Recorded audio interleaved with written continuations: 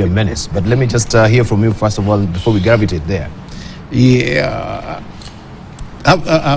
there are no two ways about corruption. If you want to read it to get it, go like a surgery. You have a cancer, chop it off.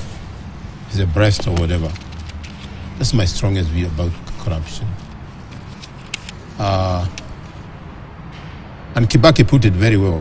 When you get into leadership, it's not an opportunity to really get personal well, but it's an honor to serve the others.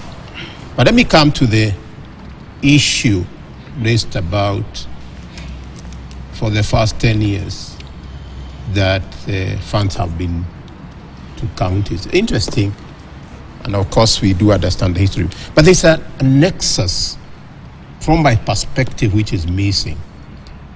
If you look better, the bottom-up economic transformation agenda, there's a connection with the counties. Because bottom-up, what is this bottom-up? It's really the counties. In terms of really, that's where the productivity, that's where really it happens. One of the things KIP have done is I don't do any consultants for the counties if you have to. Mm-hmm. Because either two things happen. If you are going there genuinely, then you'll never be paid. If you get paid, then you are also, there's a kickback. And that's the corruption we're talking about, which we don't want to go with that. Mm-hmm. It's time even the National Economic Council, from my perspective, need to include some people from the county.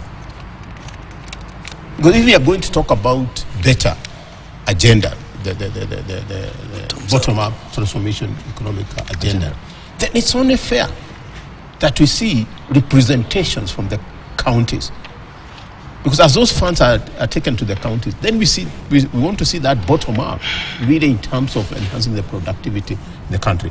But if you look at corruption, maybe to answer your question, there are countries who have not ways about it. And they have taken it by the bull, that's we take the bull by the horn. And that's something we need to do. If you go to his second, is it first or second country? Rwanda. Oh, my second home. You go to his second home. Yes. It's very clear if you are in corruption, what will happen to you. The president has been saying that the former regime has been saying the same. Let's see some action, really. I have very strong views about corruption. I can see them, they're piling up, they want to speak out. Before they do so, let me just hear from...